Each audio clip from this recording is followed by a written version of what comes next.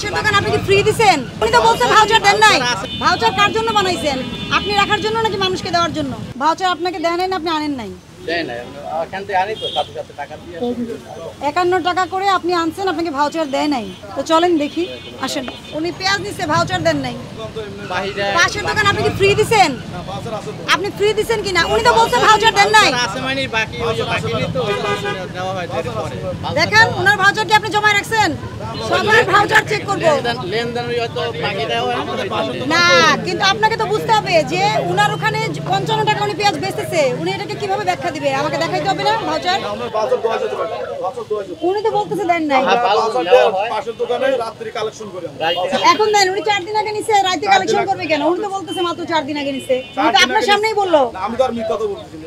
কে মিথ্যা কথা বলতেছে বলেন? উনি 4 দিন আগে নিয়ে ভাউচার দেওয়া হয়েছে। সেটা দেখান, দেখি কার কার ভাউচার রাখছেন জমায় আপনি।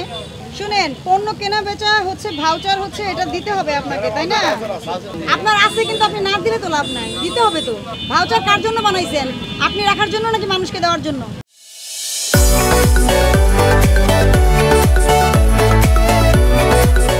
আমি জরিমানা রসিদ বানানো হয়েছে, তাই না? জরিমানা যে যাকে করবো তাকে দিব না রসিদ, নাকি নিয়ে চলে যাব? যার যেটা প্রাপ্য তাকে তো সেটা দেওয়া লাগবে। ম্যাডাম 4 দিন আগে মাল বেশি 4 দিন ওনাদের তো ভাউচার দেয়। কত করে বেচছিলেন? 4 দিন আগে তত খেয়াল নেই, 50 52 এখানে এরকম পাচ্ছি। আপনি ভাউচার শুনেন, আপনি এখানে বসে থেকে ভাউচার না দেন তো শ্যামবাজার উনি না দিয়ে আর কি দোষ করবে তাইলে? আপনার নিয়মটা কি? টাকা দিয়ে তো নিছে নাকি ফ্রি নিছে? তো টাকা দিয়ে পণ্য কেনা বেচা সম্পূর্ণ হওয়ার জন্য ভাউচার দেওয়াটা এটা একটা অংশ। আপনি কার কাছ থেকে আনছেন? ভাউচার তো দিছি তো আমার ভাউচার ছাড়া মাল বিক্রি হয় না। উনি তো বলেছে দেয় নাই।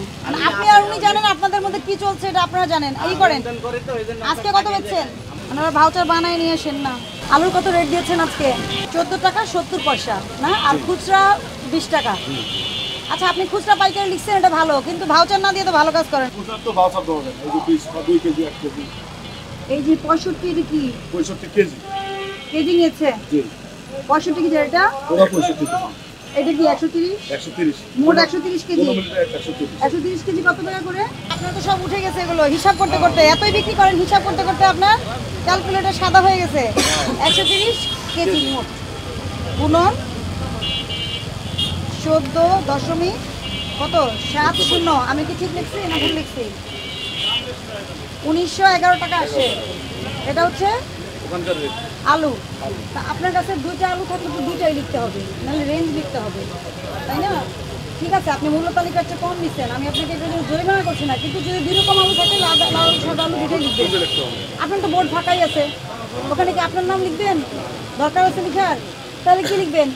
পেঁয়াজ কয় রকম, আলু কয় রকম, আদা চায়না হতে পারে, কেরালা হতে পারে, রসুন দেশি আর হ্যাঁ বিদেশি। আপনার যদি 6টা পণ্যের না লিখতে পারেন, তাহলে যার 100 পণ্য আছে মুদি দোকান সে কেমনি লিখবে বলে? হ্যাঁ, আপনাকে প্র্যাকটিসে আসতে হবে না?